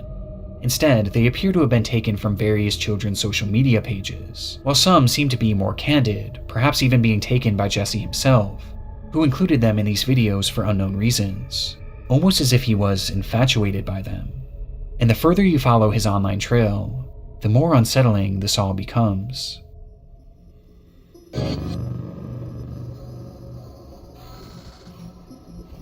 Along with his YouTube channel, Jesse also appeared to have been somewhat active on Twitter, where he created an account back in April of 2018, with all of his posts. I just read that bio. That bio was kind of fucking sketch. I'm sure Nick will talk about it in a second, though. Coming nearly a full year after he was last seen in Denison, Iowa. Here, Jesse shares another video of him singing, along with a selfie which gives us a better look at his face, a face that again seems to show an adult. And interestingly, on this account, Jesse does admit that his age isn't actually 18, though this admission only makes things more unusual. I am a boy model and dancer-singer. I am 13 years old. This was written in his bio, and taken even further in an image he shared which depicted a young boy, with Jesse writing, "My new photo. I am handsome." Oh no. For whatever reason, after his disappearance, Jesse was online pretending to be a child. And digging a bit deeper, this strange behavior was nothing new. What the fuck? As mentioned earlier, Jesse was a man with many aliases, with 3 being included in his missing persons report. But this was only the tip of the iceberg, as online he went by a slew of different names, which would be later uncovered as in virtually all of them, he included his last name, ꜰʞᴇᴇᴜ. It turns out this name is incredibly uncommon, as when searched online, most of the results lead to pages connected to Jesse, which operated before his disappearance, with one of the most common first names he used being ꜰʞᴇᴜ. Shortly before the time he went missing, Jesse started an account on LinkedIn under that same alias, which included the same last name and middle name as those initial reports. And on that page, he wrote under his job title, "I am a child, my parents support me." While in the education section, he claimed to be a 4th grader, studying at an elementary school.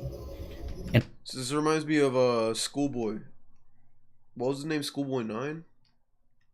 Almost the exact same case, bro, I swear. on this account, he featured just one post, which again showed a random child that he again claimed to be.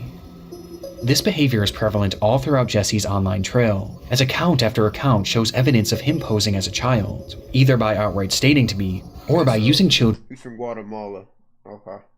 in his profile pictures, as well as throughout his videos. It's not hard to see why this is shaping into a massive red flag. Didn't I say he's from Guatemala? Well, this right here. He's living in Denison, but he's from Guatemala. Either by outright stating to be, or by using children in his profile pictures. Massive red flag. But it all leads to perhaps the most important question of all. Why? Well, though his motivations are never outright stated, there are some clear themes throughout his content that point towards one obvious yet sinister intention. Jesse's content is unusual, this we already know, but there's a whole other side to it that we have yet to discuss, as many of Jesse's accounts feature overtly sexual posts.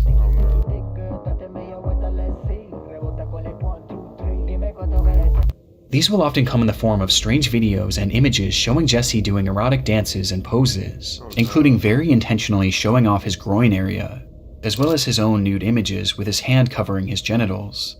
His content is straight up pornographic in nature, which is highly disturbing as it's often placed aside images of children and on accounts where Jesse is claiming to be a child. It's all a recipe for disaster, and is extremely reminiscent to other cases we've covered in the past involving internet predators, and we haven't even got to Jesse's most damning account of all. Back in 2017, Jesse operated yet another YouTube channel under his ꜰʞᴇᴜ alias, and its profile image is enough to indicate just how disturbed this page would be, as it shows a boy wearing only a small swimsuit and nothing else, which is a reoccurring theme on this page, as Jesse again shows images of little boys, Only this time, most of them are shirtless, with many dressed only in a swimsuit or their underwear, and in overtly sexual positions. Along with this, Jesse has images of himself mixed in, where he appears to be completely naked, dressed only in his boyish sunglasses. Now on his ꜰʀᴇᴅ channel, I mentioned that he almost appeared to be trying to look younger, and when I was sifting through these videos, I realized that he dressed extremely similarly to many of the children he shows in his photos, like he's trying to copy their look, and pass himself off as one of these kids, despite him obviously being much older. But he takes this even further, as his images are edited to remove any wrinkles or blemishes from his face to give him a more youthful appearance. And he didn't stop there, as he would also show off pictures of various toys, wear shirts made for little kids, and even wore his own backpack. He also has some images that he printed out himself, and propped up next to stuffed animals, Legos, and various other children's toys, which for some reason is just so particularly haunting to me, and indicates a clear interest or obsession. This is pretty fucking creepy, not gonna lie. And with these children. Bizarre doesn't even begin to describe it. And missing persons case aside, ꜰʀᴇᴅ was pretending to be a child online, and he had been doing it for years. And given that his content is blatantly sexual, it's clear that this is all some sort of fetish. A fetish that involves children, as not only does he share these suggestive images of kids, along with nude photos of himself, but he's also added various edits to some of the photographs that show off his obvious lust for these kids.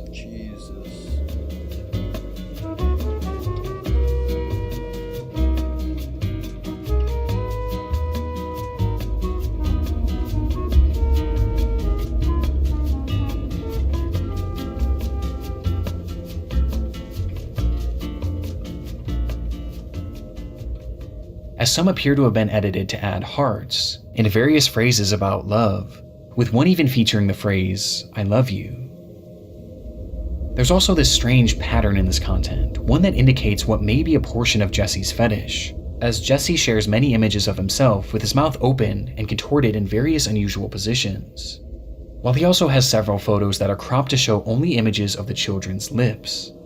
It's haunting, with the worst example being an image that shows Jesse's own lips alongside someone else. Both of their faces are cropped out, so it's impossible to say who this is, but they look fairly young. This poses a chilling theory. Was Jesse pretending to be a child in order to get closer to other children and potentially groom them? And could this be one of his victims? It's definitely a realistic possibility just based on his content, but the scariest part is that this likely wasn't just being done in the online world. Despite his report saying so, Jesse clearly seems to be older than 18, and given that he's gone by so many different fake names in the past, and he has a history of lying about his age and pretending to be younger, it's very likely that ꜰʀᴇᴅ never even existed, and was instead just a persona created in order for him to pose as a child. And interestingly, if you look under his playlist on the ꜰʀᴇ account, you can find a saved video which features 500 of the most common boy names, which he likely used to help create his aliases. And not only was the name Jesse featured within the video, but it's literally shown on the thumbnail.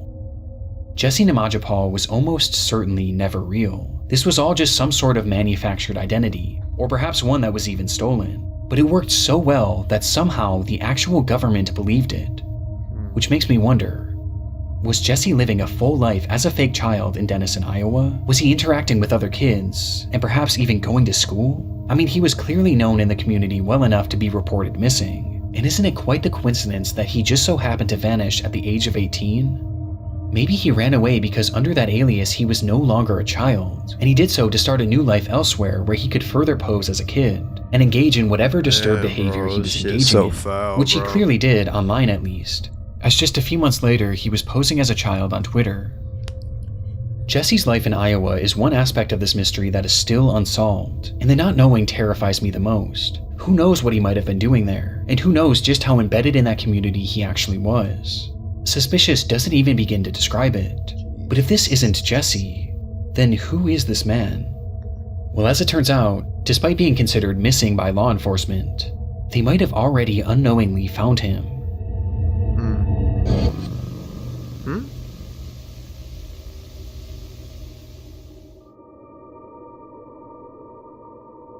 On June 12, 2018, police would enter a home in Round Rock, Texas, where inside they would find and arrest its owner,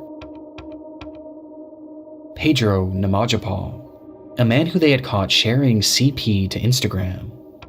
It was the same unique last name and that same adult face, with Pedro even being part of Jesse's aliases in the past, and all of Jesse's aforementioned accounts just so happened to go quiet right before his arrest. Meaning in all likelihood, 18-year-old Jesse ꜰʞᴅᴜ was actually Pedro ꜰʞᴅᴜ, a 38-year-old man. And all the while he was missing and posting these disturbed videos, he was also collecting and trading CP behind the scenes, and his operation was massive. When police searched Pedro's home, they would find devices containing 604 images of CP, as well as 37 videos, most of which showing boys between the ages of 6 to 10 years old. The same exact demographic as the children pictured on Jesse's channel, which brings up an unsettling theory about the true purpose of the content he posted. Perhaps Jesse, or Pedro, which we'll now be referring to him as, was showing these images in his videos as a way of promoting the CP he collected, to essentially advertise the content he had without raising too much suspicion, with it being possible that the boys pictured in his videos were the same ones that he had illicit material of, and maybe the positions he showed himself in were indicators of what might have been shown in that material. And when someone wanted to obtain the media, the trades would then be funneled through his Instagram, where he would eventually be caught, as he shared many screenshots from that very same Instagram account within his videos, which clearly displayed his username. It's also possible that Jesse himself was pretending to be a child on these accounts in order to obtain this media directly from other children. It's a horrific possibility, but one that hasn't fully been proven, as to this day we don't have a definitive answer on why he was making these videos, and why he was posing as a minor online. But I think it's fair to say that it was likely to more easily obtain CP and to trick kids into sending it, as well as to collect and share it with other predators. And it brings me back to the question, what was Pedro doing in Iowa? How close did he actually get to the children there? But again, it's something that we just don't know. In fact, we haven't even received an official update on Jesse's missing persons case, which is bizarrely still active on NamUs to this day, and was only recently removed from the Iowa State website, as it seems that for years they never put the pieces together that Jesse was actually Pedro. So to this day, the people that Pedro knew in Iowa might still believe that he was Jesse, and might still believe that he's missing. There's so much gray area with this missing persons case, but recently we were given some potential clarification by a fellow YouTuber, The Internet Investigator, who did a fantastic deep dive into this topic. And in her video, she explains that she got into contact with an anonymous source who had spoken with the Denison police about Jesse's case, and it was explained that officers were actually in the midst of investigating Jesse, or Pedro, when he disappeared, as they suspected that he had been collecting CP, and they supposedly went so far as to even interview him, before having to let him walk due to a lack of evidence, to which almost immediately after, he disappeared, leaving behind literally everything he owned. Despite the timeline being suspicious, according to the source, Jesse had left in such an abrupt manner that the police officers genuinely believed that he had been killed, perhaps by someone who found out about his online perversions, and they never realized that the man they were looking for technically never even existed. Wow. We know now that this clearly isn't the case. In reality, Jesse likely took off for Texas, knowing law enforcement was on his trail, assumed a new identity there, and continued making these unexplained videos and continued trading CP. And while some of this explanation still leaves me with questions, this seems to be the only Dumbass didn't learn his lesson and got caught the fuck up. Stupid ass dude. Clarification we're going to get in regards to the missing persons report. But the most important thing was that Jesse was behind bars, with his charges leaving him eligible for up to 10 years in prison, though his official sentencing was never included in any of the articles. Despite this, it felt as though Pedro's predatory ways were now finally over, at least for the indefinite future, as even upon his release, he was set to be a registered sex offender for life, and would most likely have his internet closely monitored. But strangely, this isn't where our story ends.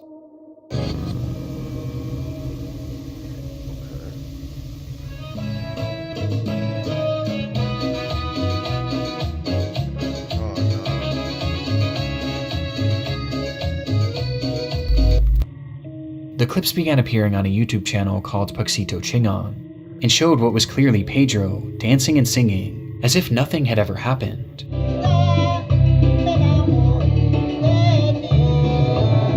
And to make matters more, this is a guy that's sick in the head and doesn't give a shit. He doesn't care if he gets caught, bro. He's gonna keep doing what he doesn't care. Things when you're dealing with someone that's mentally ill, it's very hard to get into their head, bro. Someone that's mentally ill, it's very hard to get them to learn a lesson because they're very super narcissistic. There's no getting through to them unless they like just find ways to learn it themselves, or not even find ways, like ways find him, like them, I mean, for them to learn their lesson. Literally, you can tell someone so much shit, but at the end of the day, it's their life, not yours. So you could talk for hours with the person, but at the end of the day, you're not them, so they're not you, so you know, there's only so much you can do, bro. Disturbing. The videos began appearing in April of 2020, not even 2 full years after his arrest. Man. I couldn't even believe it at first, and immediately I assumed that this was just someone reusing his old content. But when I dug a bit deeper into his sentencing, I realized that the timeline sadly checks out. In the end, Pedro Namajapal was only ever convicted of 2 counts of CP possession, thanks to him taking a guilty plea deal, and ultimately he only served 254 days in prison, and was released the following year on February 20th, 2019. Now all of this did carry with it the requirement that he register as a sex offender for life, but this only really matters when you're in the United States, and when you look at his captions, he claims to be in Guatemala, which is where it's believed he was from initially, and where he appears to have returned to, likely as a result of being deported. And now that he's there, there's essentially nothing that law enforcement here in the United States can do to keep him in check, which he's taken full advantage of, as in those same captions where he claims to be in Guatemala, he also claims to be a child, and continues to dress like one. On this ꜰʀᴇᴅ channel, he continued to refer to himself as Jesse and continued to show more revealing images of children, with these ones being even more perverse. And he also continues sharing revealing images of himself, with some outright showing him completely naked and exposed, showing off his uncensored genitals. Whatever system of CP trading or child grooming he was doing on his YouTube channels before, he's clearly still doing it, and he's only gotten more brazen. But as disheartening as this all is, there's something that makes this channel far more disturbing than the others, as throughout his accounts he shared countless images of random young boys. But on this page, it's clear he has a favorite. Oh, dude. Abel? Oh, his name is Abel, and he appears to be a normal child around the age of 8 to 12. And throughout the ꜰʀᴇᴅ channel, Pedro shares his images more so than seemingly anyone else. But if you compare Abel to all of the other kids featured on his channels, Abel is the only one in which Pedro actually clarifies their connection, as according to Pedro, he and Abel are in a relationship. Jesse Namaja and Abel, united forever in a relationship. This sentence is spelled out over and over again in one of Pedro's videos, while in the background, numerous images of the child are shown, including many in which Pedro has photoshopped their faces together, with more hearts and loving messages, with one even showing both of them together, shirtless. This to me confirms my worst fears about Pedro's online activity. Grooming is definitely a part of it. In fact, he even shares a screenshot from an Instagram account that he created after his arrest, which shows a story of his face along with text saying, "Jesse Namaja, I am 16 years old." Putting the pieces together, it seems that Jesse used this Instagram account to lie about his age and get into contact with this child, to which, according to his own words, the two then formed a quote-unquote relationship. It's a horrifying revelation, and one that I tried to explore further by looking into who this child actually was, but I found absolutely nothing. The name Abel is almost certainly an alias given to him by Pedro, as I could find no trace of this child anywhere online, with one exception, as when I searched his name here on YouTube, I made a highly disturbing discovery. On a channel simply named Alberto, there are multiple playlists titled Abel's full name, or at least the one that Pedro gave him, and in them, there are hundreds of videos of Abel. These uploads almost always show Abel dancing, often in an extremely sexually charged manner, with these uploads featuring disturbing titles like, "I like you so much," and "What would you do if I told you my fantasies about you?" as well as captions like, "Check this out if what you want is tension." And of these videos, the worst examples have been put into their own separate playlist, which is titled for fans of the sensual. I can't necessarily prove it, but I'm convinced that this is the work of Pedro, and that this is all the result of his grooming, based on his blatant obsession and the use of this child's apparent alias. And it's very possible that these videos aren't just a result of his grooming, but this could very well be a glimpse into Pedro's CP trade. I mean, the way that the clips are sectioned off into that playlist, and the way that the captions are worded, it really sounds like he's promoting this, and promoting this as illicit material. And it's obvious that there was an outside interest, as these playlists have a combined 10,000 views. I just have a horrible feeling about this, and the most frustrating part to me is that following his arrest, Pedro was labeled as a low risk to reoffend, and the justice system let him go with a slap on the wrist, and because of this he was essentially allowed to immediately go back to doing what he was doing before.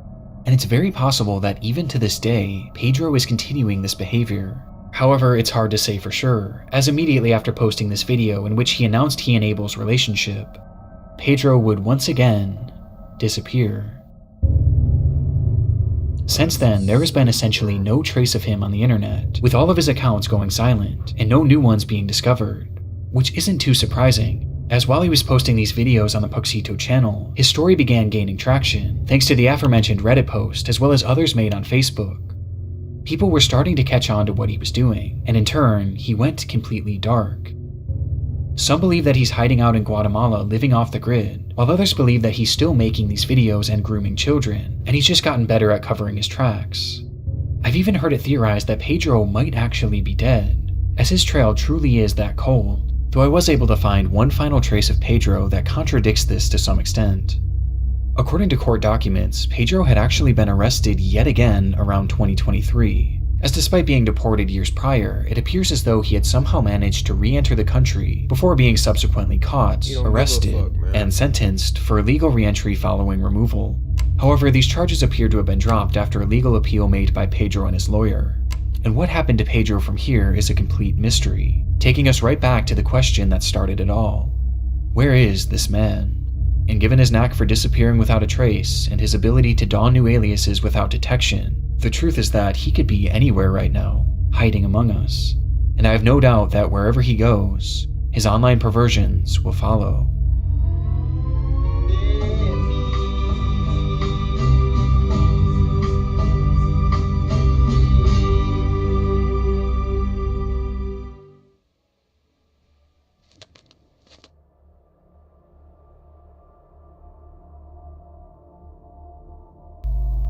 This is truly one of the most convoluted and strangest cases that I've ever come across, and I feel like there's so much about it that we still don't know or at least fully understand. Hopefully more of this information will come out in the future to clear up some of the confusion, and if it does, I'll be sure to keep you guys updated.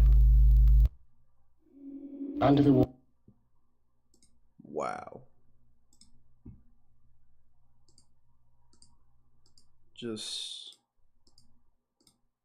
wow, bro. Honestly, his videos always leave me speechless, bro. I'm not gonna lie, his videos always leave me speechless, bro. It's so crazy, dude. It's so insane, bro. It's so fucking insane. It really is, bro. There's a lot of twisted people out there, man. Stay safe. Stay safe out there, bro. Real shit. Just stay safe, bro.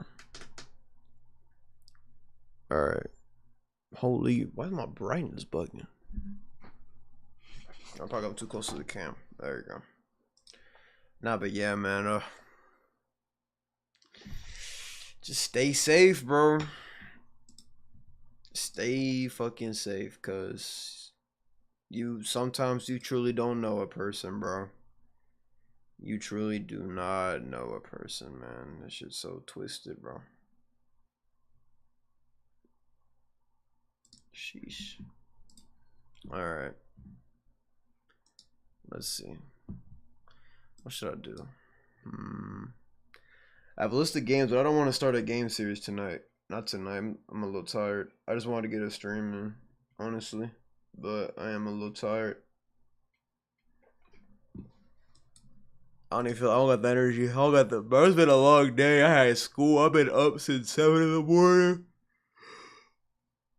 I'm fucking tired, bro. I might just cut the stream short and be honest. Just come back, get a little power rest, then grind back tomorrow. I'll definitely be starting a new game series tomorrow, for sure. The next game series I start, hopefully that will last me until Silent Hill F comes out. When that comes out, it's raps, bro. I'm going crazy. I'm going nuts, bro. That game looks so fire. Gameplay looks so tough, bro. I can't wait till that shit drops. I don't even give a fuck. People are already debating if it's gonna be a flop or not. I don't care. The gameplay looks cool. I'm gonna play the fucking game. That ass. But alright, y'all. I'm gonna go handle some business. Love y'all. To people watching the VOD, love you. Facts. Alright. DJ? I'm a nigga. What's the word? Nah, DJ, play something new, bro. Play something new. Let's see. Something new? Boom. Take two.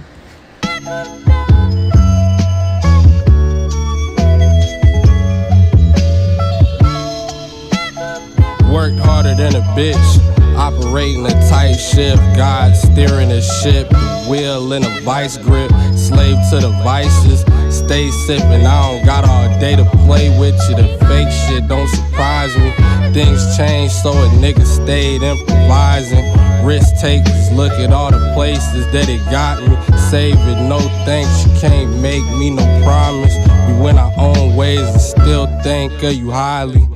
Give my baby my daddy last name in his likeness. Taking the signs in, facing a fire. Change your surroundings.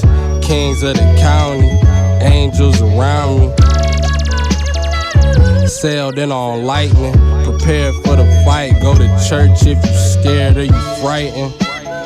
Worked harder than a bitch, operating a tight ship. God steering the ship, my will in a vice grip. Scaling and climbing, they pale in comparison and slimy. I pray they know better than to try me. I stay with the veteran advisors. I paid every time I wasn't righteous. I'm checking all the boxes. I made every effort, then I laced up my craps and kept it rocking. I can't see no other option. Whole rank, tank engine on the 110 southbound growling. Your love stank bitches, that's your fucking problem. Sergeant at Marathon standing on the couches, singing loud, lining silver on the Nimbus cloud. I get it now. The heart breaks itself. More power to you, but there's no flowers in your vase. Over and over again until no amount of sugar gon' help with the taste. At the end of the day, it's really just you and whatever you think. From air mailing you strength. At the end of the day, it's really just you and whatever you think. From air mailing you strength. At the end of the day, it's really just you and whatever. Really hear this bar. Really hear this bar. At the end of the day, it's really just you and whatever you think. From air mailing you strength. So there you have it. Gotta love Earl, man. Gotta love Earl.